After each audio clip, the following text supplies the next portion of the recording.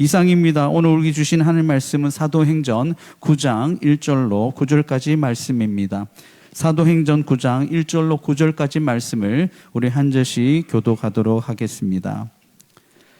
사울이 주의 제자들에 대하여 여전히 위협과 살기가 등등하여 대제사장에게 가서 다메섹 여러 회당에 가져갈 공문을 청하니, 이는 만일 그 도를 따르는 사람을 만나면 남녀를 막론하고 결박하여 예루살렘으로 잡아오려 함이라. 사울이 길을 가다가 다메섹에 가까이 이르더니 호련히 하늘로부터 빛이 그를 둘러 비추는지라. 땅에 엎드려져 들음에 소리가 있어 이르시되, 사울아 사울아 내가 어찌하여 나를 박해하느냐 하시거늘, 대답하되 주여 누구시나이까? 이르시되 나는 내가 박해하는 예수라. 너는 일어나 시내로 들어가라. 내가 행할 것을 내게 이를 자가 있느니라 하시니, 같이 가던 사람들은 소리만 듣고 아무도 보지 못하여 말을 못하고 서 있더라. 사울이 땅에서 일어나 눈을 떴으나 아무것도 보지 못하고 사람의 손에 끌려 다메섹으로 들어가서 함께 봉독합니다. 사흘 동안 보지 못하고 먹지도 마시지도 아니하니라. 아멘.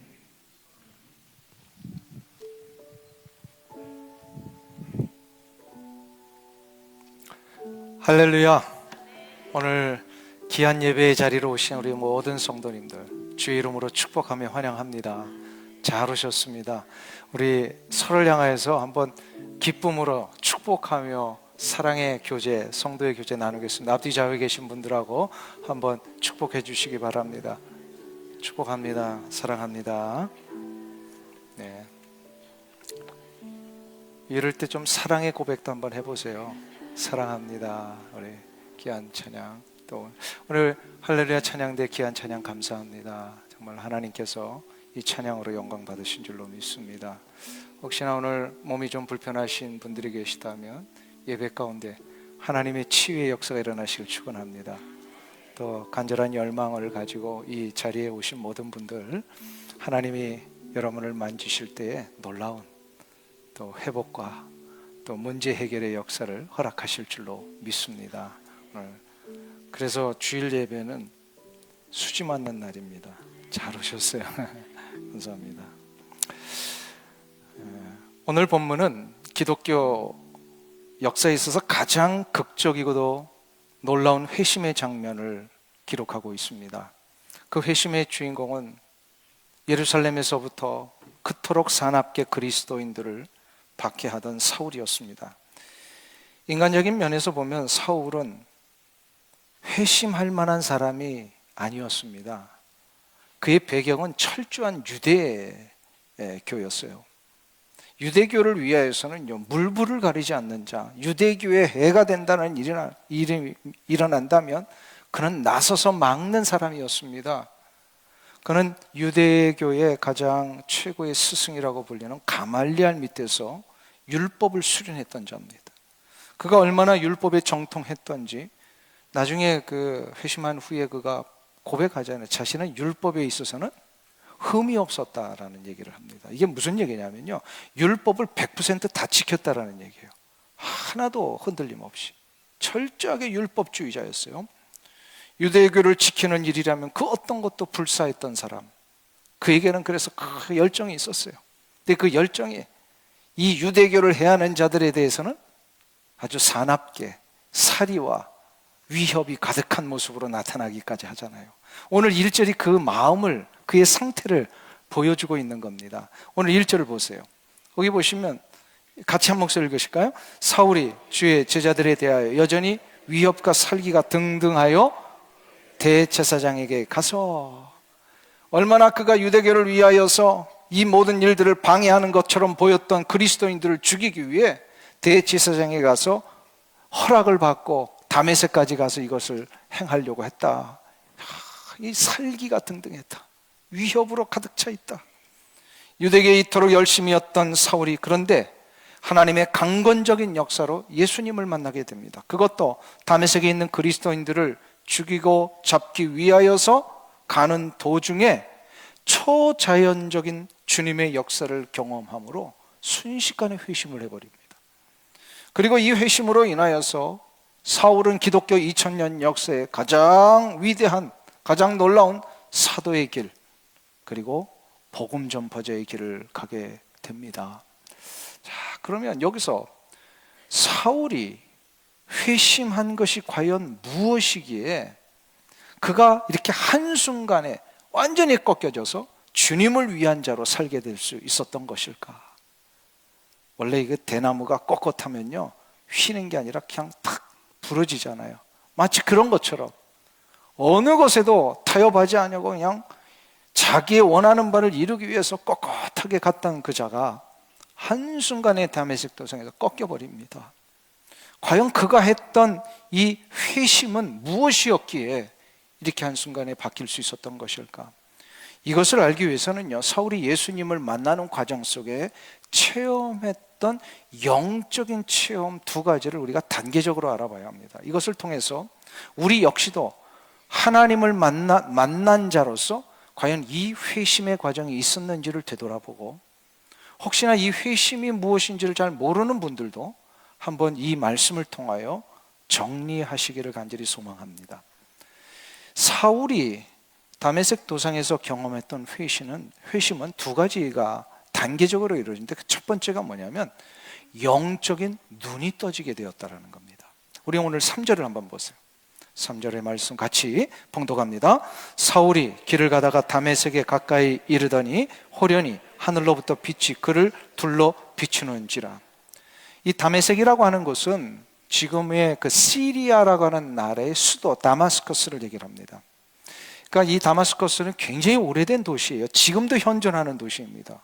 고대 도시이지만 예루살렘에서부터 이 도시까지는 약 213km 정도 되는 먼 거리인데, 당시로서는 한 3일 길을 걸어가야 하는 거리였답니다. 근데 이 길을 가려고 할 때에 수많은 사람들을 대동하고 갑니다. 자기 혼자 잡는 게 아니라 사람들을 대동해서 수많은 그리스도인들을 잡아다가 예루살렘에 와가지고 옥에 가두려고. 옥에 가두고 나중에 뭐 죽이는 일을 하겠지요. 자, 그런데 거의 다메섹에 도달할 쯤 되었을 때에 사울에게 강력한 빛이 비춰집니다. 과연 이 빛이 무슨 빛이냐 이거예요. 이 빛이 비춰짐으로 그가 완전히 회심을 하거든요. 근데 이 빛이 무슨 빛이냐? 사도행전 22장에 가면 나중에 이 일을 회고하는 장면이 나오는데, 사울이 자신에게 비춰진 이 빛, 이것이 비춰진 시간이 언급됩니다. 낮 12시입니다. 팔레스타인 지역에서 낮 12시는 어떠한 상태일 거라고 예상이 되세요? 우리 이 캘리포니아에도요, 광야 같은 데 조금 나가보면 낮 12시, 얼마나 뜨거운 시간입니까? 구름 한 점 없는 그런 상황에서 너무나도 밝은 빛이에요. 이 밝은 빛이 비치는 시간에도 불구하고 사울은 여전히 두 눈을 부릅뜨고 자신이 원하는 일을 행하기 위하여, 그리스도인들을 잡기 위하여 위협과 사기가 등등한 채 막 걸어가고 있었다라는 거예요. 가장 뜨겁고 가장 밝은 햇빛이 비쳤는데도 불구하고 눈은 멀쩡했어요. 그런데 갑자기 이 태양빛과는 전혀 다른 차원의 빛이 그에게 비춰졌습니다. 이 빛 때문에 그가 한순간에 눈이 멀고요, 식음을 전폐할 정도로 신음하면서 모든 것을 다 내려놓은 채 인생의 바닥으로 가게 됩니다. 그렇다면 이 빛은 과연 무슨 빛이냐? 이거는 물리적인 빛일까요? 신비한 빛입니다. 초자연적인 빛입니다. 그러나 그 초자연적인 빛이요, 물리적인 현상으로 그에게 다가왔던 것 같아요. 과연 이 빛은 무슨 빛이냐? 후에 사도 바울은 아그리빠 왕 앞에서 재판을 받을 때에 자신의 회심을 간증하고 자신을 변호하는 그런 기회를 얻게 될 때에 사도행전 26장 13절에서 이렇게 고백을 합니다. 같이 읽겠습니다. 왕이여, 정오가 되어 길에서 보니 하늘로부터 해보다 더 밝은 빛이 나와 내 동행들을 둘러 비추는지라. 여기서 보세요. 무슨 빛이라 그랬어요? 해보다 더 밝은 빛이라고 그랬습니다. 이게 과연 무슨 빛입니까? 성경에는 두 종류의 빛을 얘기를 합니다. 하나는 천지창조 때 하나님이 만드신 빛, 물리적인 빛. 나중에는 이제 태양에서도 그 빛이 나오죠. 그런데 성경에서는 또 다른 빛이 있다고 그럽니다. 그게 바로 하나님의 거룩한 영광으로 비춰지는 빛입니다. 하나님이 임재하시는 곳에는 하나님의 영광의 빛이 비춰집니다. 이 영광의 빛이 비춰지는 순간부터 생명의 역사가 일어납니다. 이 생명의 역사 때문에 실은 감겨져 있던 영적인 눈들이 다 떠지게 된다는 거예요. 이상하지 않습니까? 지금 눈이 멀었는데 눈이 떠졌다? 이게 무슨 얘기입니까? 그동안 물리적인 육신적인 눈이 떠져서 그가 보았던 모든 것들은 어둠과 혼돈과 무질서였어요. 그 증거가 뭐냐면 두 눈 부릅뜨고 했던 행동이 뭐예요? 살인이고 분노고 자신의 유대교를 이제 안정시켜서 자기가 이 모든 유대교의 지도자로 올라가려고 하는 이 야망 아니었습니까? 이러한 그의 모든 행동과 생각과 방향들을 보면 이거는 어둠과 혼돈과 무질서에서 나온 것임에 틀림없어요. 그러니까 그가 보았던 모든 것들은 어둠과 혼돈과 무질서였어요. 그런데 갑자기 하늘로부터 빛이 비춰지니까 육신의 눈은 멀었지만 그의 영적인 눈이 떠진 거예요. 그 눈이 떠짐으로 인하여서 새로운 세계를 보았습니다. 그 세계는요, 어둠이 아닌 밝음의 세계였고요, 혼돈이 아닌 정돈된 세계였고요, 무질서가 아닌 질서의 세계였습니다. 다시 말해서 생명의 역사가 펼쳐지는 세계를 본 거예요. 이것을 보게 할 수 있는 빛, 이것을 진리의 빛이라고 그러고요, 생명의 빛이라고 합니다. 진리와 생명, 이게 누구를 가리키는 걸까요? 성경에서. 예수 그리스도. 다시 말해서 사울이 다메섹 도상에서 본 빛은 예수 그리스도이셨습니다. 이게 뭔지를 모르니까, 하도 깨닫지를 못하니까 한 가지를 더 보여주시죠. 뭘 보여주셔요? 소리로 예수님이심을 가르쳐 주신 거예요. 지금 저가 본 게 예수님인데 이게 뭔지를 모르는 거예요. 그러니까 예수님이 나타나셔서 음성으로 가르쳐 주셨어요.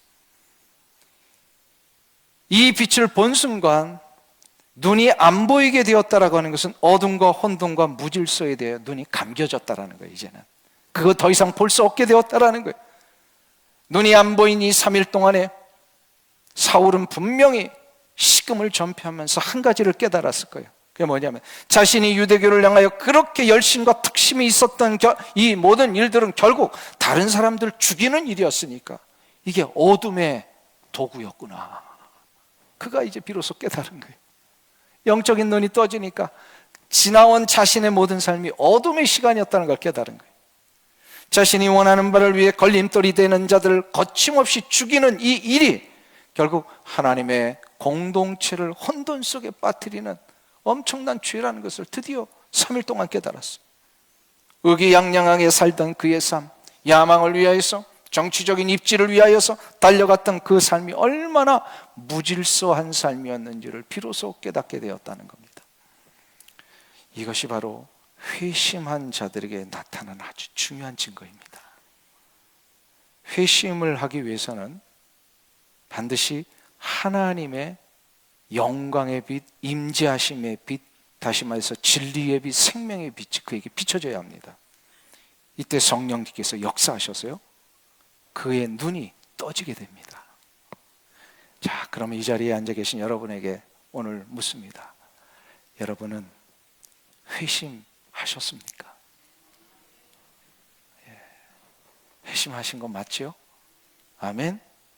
자, 그런데 아멘을 하신 분들이나 또 아멘을 해야 되나 말아야 되나 이렇게 생각하시는 분들 가운데 한 가지 의문이 드실 것 같아요. 뭐냐면 회심은 한 것 같기도 한데 과연 사울이 다메섹 도상에서 경험한 것 같은 이 생명의 빛, 하나님의 영광의 빛, 진리의 빛이 내게 비춰진 거 맞는가? 이러한 빛을 한번 경험한 거 맞는가? 이러한 의문이 들 수가 있습니다. 자, 그럼 다시 묻습니다. 여러분에게는 이 하나님의 영광의 빛, 임재하심의 빛, 생명의 빛, 진리의 빛이 비춰진 거 경험하셨습니까?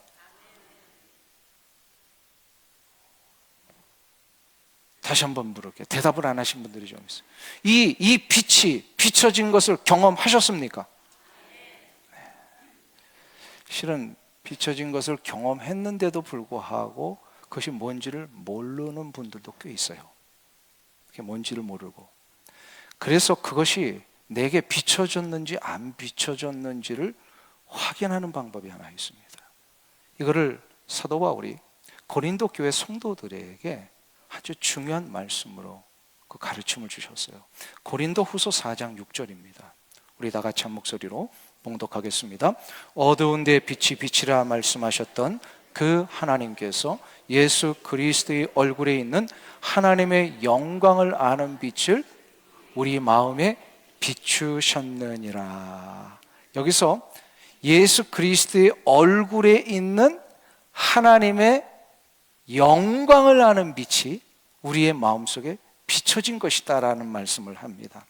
즉 다시 말해서 생명의 빛, 진리의 빛, 하나님의 임재하심과 영광의 빛이라고 하는 것이 진짜 내게 비춰졌다면, 그것이 바로 하나님의 영광의 빛이 비춰졌다면 그것은 바로 하나님의 영광을 위한 열망이 일어나게 되어 있더라는 거예요. 여기서 한번 보세요. 하나님의 영광을 아는 빛이 우리 가운데 비춰졌다. 이것은 무슨 뜻이냐면 영광을 위한 열망이 일어난다는 거예요. 누구의 영광이에요? 하나님을 위한 영광. 하나님을 위한 영광의 열망이 일어나는 자들의 특징이 뭘까요?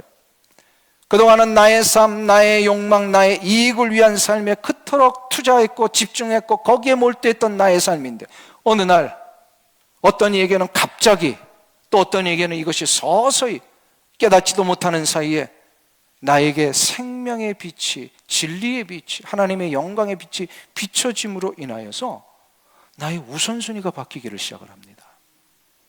그동안은 내 시간, 내 물질, 내 생업을 가장 중요시하고 내 먼저 챙기던 내가 이제는 주님을 위하여 기꺼이 내 시간을 드리고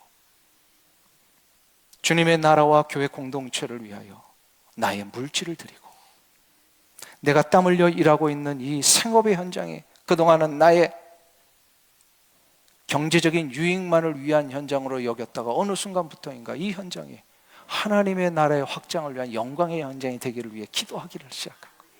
이게 우선순위가 바뀐 거예요. 이러한 우선순위가 바뀌어서 그러한 마음으로 내가 가고 있다. 그러면 그에게는 틀림없이 하나님의 영광을 위한 열망이 일어나는 거예요. 하나님의 영광을 위한 열망이 일어나는 자에게는 이미 무엇이 비춰졌다고요? 이 생명의 빛, 진리의 빛이 비춰진 거예요. 그러니까 여러분에게는 이 빛을 본 겁니다. 사도 바울에게는 이것이 초자연적으로 그가 느낄 수 있게 하셨지만, 이 빛은 대부분의 성도들의 영적인 역사로 일어납니다. 자, 그러면 여러분에게 좀 묻고 싶습니다. 하나님을 위하여 뭔가 하고 싶은 마음이 막 일어나십니까? 우리 찬양대는 왜 대답을 안 하시나요? 하나님을 위한 어떤 뭔가를 하고 싶은 마음이 막 일어나세요? 이 찬양대 그냥 무슨 노래하는 자리 아니었잖아요. 하나님의 영광을 위한 자리였잖아요. 이 자리에 그냥 나와서 예배 드린다라고 하는 것이 그냥 시간이 됐으니까 나온 게 아니라, 그래도 이 자리를 통하여 내가 하나님 앞에 영광을 올려드리고 찬양을 드리고 싶고, 또 교회에 어떤 일들이 있을 때마다 내 시간을 드리고 싶고 물질을 드리고 싶은 마음이, 우리 연약한 지체들을 위하여 보면 도와주고 싶고 섬기고 싶은 마음이 일어난다면 이미 여러분에게는요 생명의 빛이 비춰진 거예요. 생명의 빛이 비춰진 거예요. 이 증거가 바로 회심한 자의 증거입니다. 그러니까 여러분은 이미 그 마음이 있다면 회심한 분 맞습니다. 믿으십니까? 이것이 이제 사도 바울에게 첫 번째로 시작이 되었는데요, 두 번째로 회심을 위한 영적 체험이 일어납니다. 그게 뭐냐면 죄에 대하여 깨닫게 됩니다. 내가 그동안 이것이 죄인지도 모르고 살았는데 이게 이제 죄라는 것을 깨닫게 된다는 거예요. 오늘 보면 4절과 5절을 한번 보세요. 4절과 5절 말씀 같이 한 목소리로 봉독합니다. 땅에 엎드러져 들음에 소리가 있어 이르시되 사울아 사울아 내가 어찌하여 나를 박해 하느냐 하시거늘 대답하여 주여. 아멘. 여기서 보시면 사울은 지금 아까 빛을 봤는데 이게 이제 뭔지를 모르니까 두 번째로 예수님이 직접 본 빛이 예수 그리스도이시다라는 것을 가르쳐 주시기 위하여서 음성으로 직접 나 예수라 이렇게 얘기를 하시는데, 근데 그 예수라라고 가르쳐 주시는 요 내용이 실은 사울의 입장에서 보니까 조금 이해하기가 어려운, 다시 말하면 받아들이기가 좀 어려운 말씀이었어요. 왜냐하면 예수님 뭐라고 얘기하셨어요? 사울아 어찌하여 너 나를 핍박하고 있느냐 이렇게 얘기를 하셨단 말이에요. 억울하죠. 사울 입장에서는 예수님 한 번도 만난 적도 없고 예수님을 핍박해 본 적도 없어요. 근데 예수님은 지금 직접 나타나셔서 왜 너 나를 핍박하느냐 이렇게 묻고 계십니다. 왜 예수님은 사울이 그동안에 했던 모든 행태가 예수님을 박해한 것이라고 말씀하신 것일까요? 세 가지 이유가 있어요. 첫 번째로 사울이 철저히 예수님을 부정하는 삶을 살았기 때문입니다. 예수님을 부정한 것은요, 실은 예수님을 박해한 것으로 주님이 여기신다는 거예요. 무슨 얘기냐면 예수님을 부정한다는 이런 거죠. 우리가 이렇게 일상을 살면서 우리 그리스도인들이요, 사람들 많은데 뭐 일반 사람들도 마찬가지입니다. 사람들 많은 데서는 이렇게 쉽게 죄를 짓지 않습니다. 그러나 아무도 보지 않는 나 혼자만 있는 장소나 그런 현장 속에 가끔 유혹을 받죠. 그러면 유혹을 받을 때 뭐부터 생각하죠? 좀 쉬운 예를 들까요? 사거리에 스탑 사인이 있었는데 그만 스탑을 그냥 지나가 버렸다. 그럼 여러분들의 액션이 뭐죠? 두리번거립니다. 누가 본 적 없는가? 그러다가 아무도 본 적이 없다? 휴 하고 그냥 갑니다. 사람이 아무도 안 본다라고 생각하면 유혹이 올 때에 쉽게 죄에 넘어갑니다. 그런데 모르는 게 하나가 있어요. 그때에 누구는 보신다는 거예요? 하나님은 보세요. 이거 믿으세요? 제가 억지로 이거를 가르쳐 드리는 게 아니에요. 하나님은 어떤 상황이든지 다 계십니다. 그렇기 때문에 마치 그 순간에 하나님이 안 계신 것처럼 내가 순간적으로 착각해서 어떤 일들을 했다, 이게 바로 하나님을 부정하는 행위라는 거예요.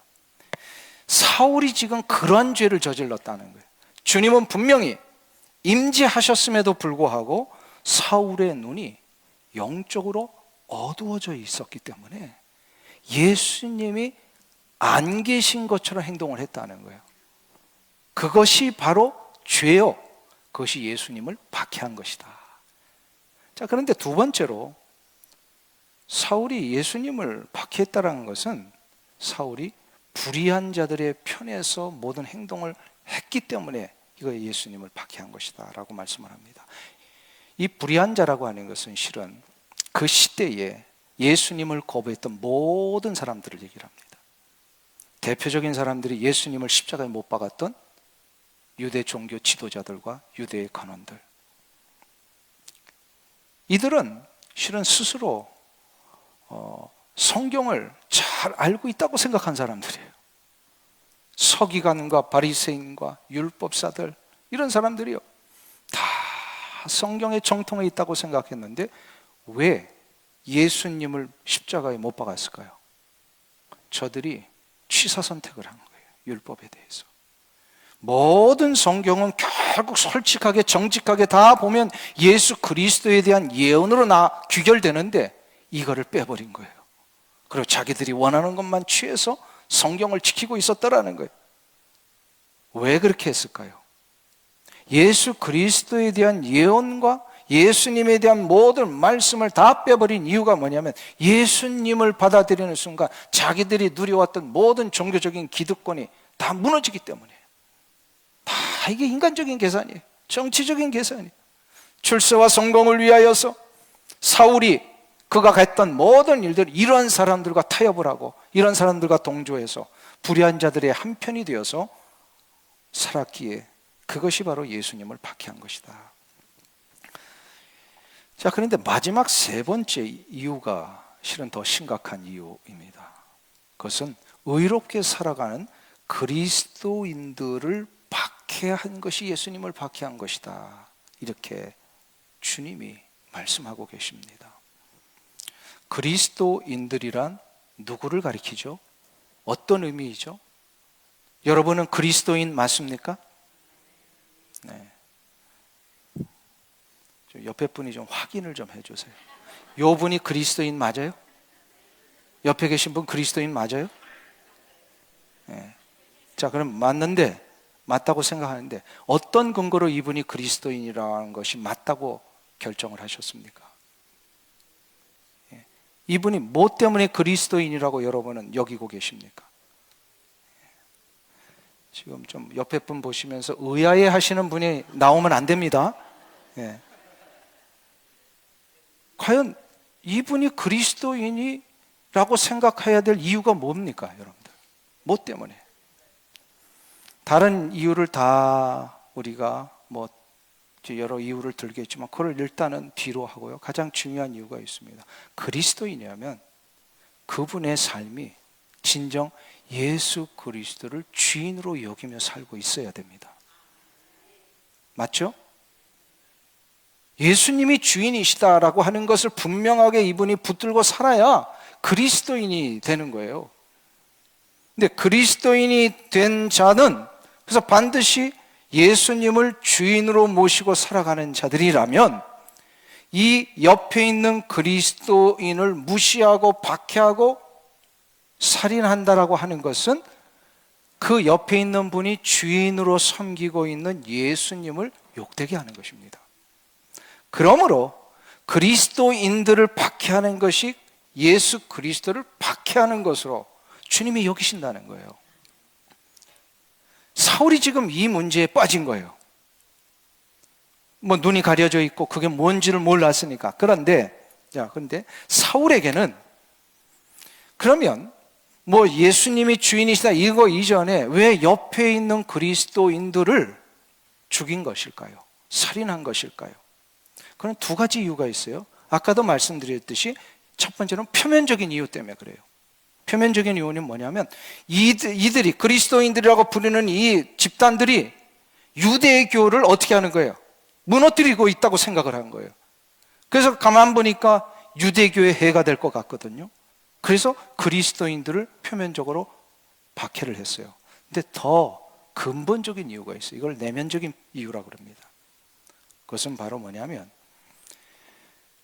사울과 같은 삶을 살았던 사람들의 내면 속에 의로움으로 포장된 우월감이 있었기 때문에 그렇습니다.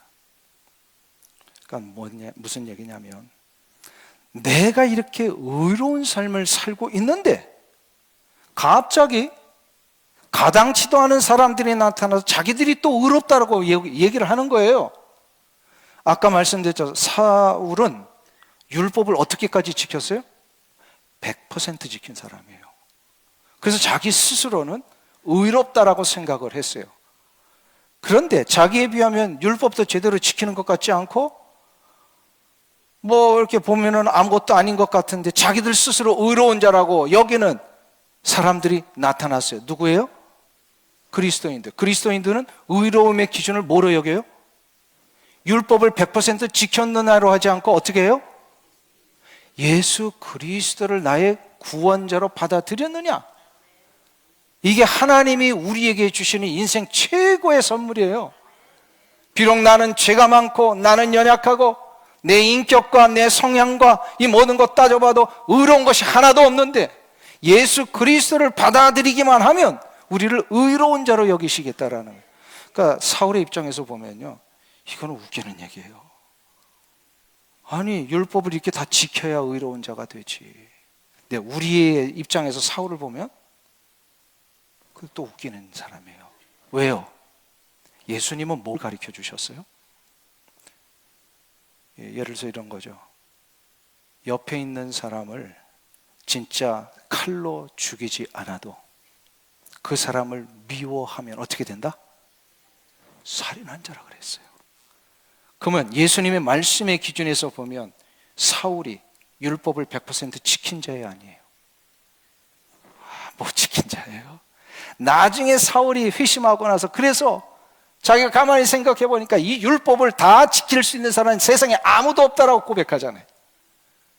그러면서 자기가 생각해 보니까 나는 겉으로는 살인한 것 없고 간음한 것 없고 도적질한 것 없지만 이미 내 마음에서부터 살인을 많이 했어요. 그래서 자기 자신이 스스로 나는 죄인 중에 괴수라고까지 고백을 하잖아요. 이게 무슨 얘기냐면 의로 포장된 우월감이 자리하고 있으면 내 삶에 누군가가 의롭다라고 여기는 스스로 말하는 사람들이 들어오면 불편해집니다. 보기가 싫은 거예요. 불편한 거예요. 혹시 그런 경험이 있으세요? 없는 척 하시지만 우리에게 다 그런 경험들이 있었더라고요. 가만 보니까. 그러니까 예를 들어서 이런 거예요. 내가 이렇게 신앙생활을 하고 있는데 나와 전혀 다른 형태의 신앙생활을 하는 자가 들어오면 불편합니다. 좀 더 쉬운 예를 들까요? 예배 시간에 이 찬송가를 불러야 되는데 어떤 사람이 와서 복음성가만 부르자고 그러면 불편해요, 안 불편해요? 특별히 우리 2부 예배 불편해요, 안 불편해요? 예배 시간에는 원래는 파이프 올겐만 쳐야 되는데 피아노 치면 불편해요, 안 불편해요? 이게 불과 200년 전만 해도 그런 일이 일어났었습니다. 불편해요, 안 불편해요? 굉장히 불편해요. 이게 들어온 지 불과 몇십 년 안 됩니다. 예배 시간에 피아노 들어온 게. 이게 바로 뭐냐면 내가 생각하는 의의 기준에 다른 어떤 기준들이 들어오는 순간부터 불편해지는 거예요. 사울이 이 문제에 빠졌던 거예요. 예를 들어서 일주일에 딱 주일 예배 한 번만 드리는 것으로 나는 이렇게 만족하고 그동안 살았는데 갑자기 새신자가 오더니 수요 예배도 드려야 된다고 그러고 새벽 기도도 드려야 된다고 그러고 모든 공예배 다 드려야 된다고 그러면 불편해요, 안 불편해요? 불편해요, 안 불편해요?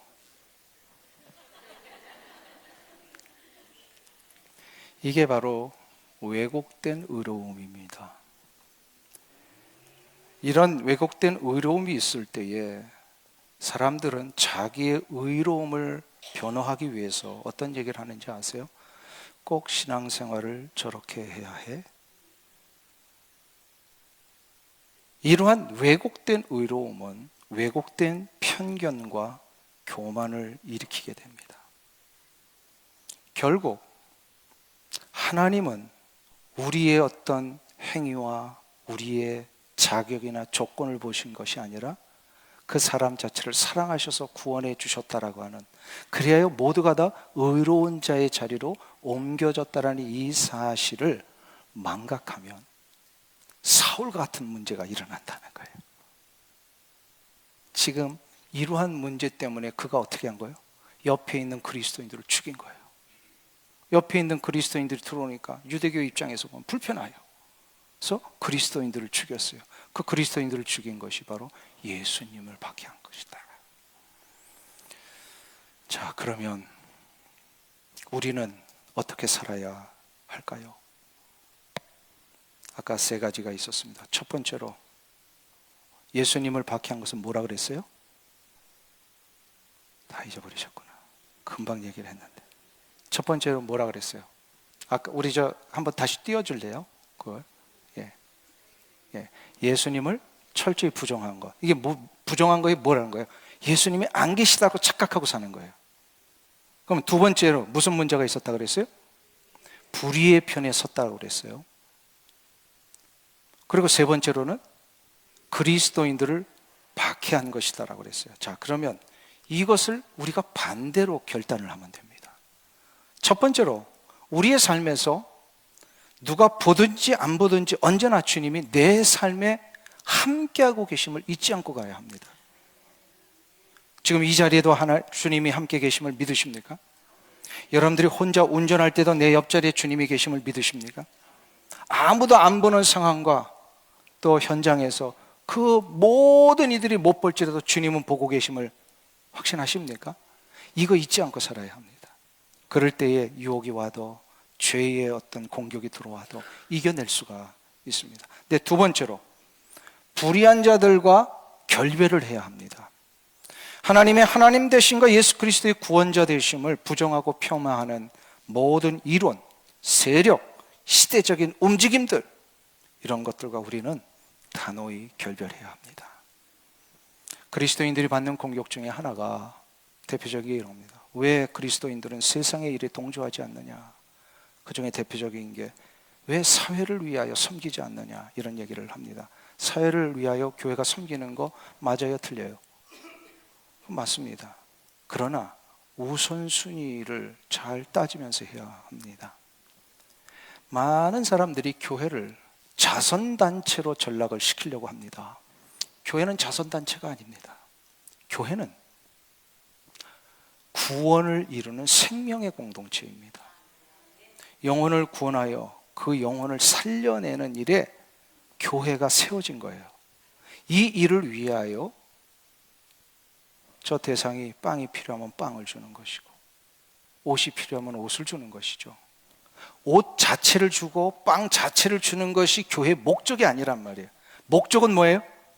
저들을 살려내서 하나님의 귀한 나라의 백성 되게 하는 것. 그러니까 자선단체로 교회를 전락시키시면 안 됩니다. 근데 세상은 교회를 자꾸 자선단체로 전락을 시키려고 그래요. 교회가 이거 안 하면은 교회 아니야! 막 이렇게 따집니다.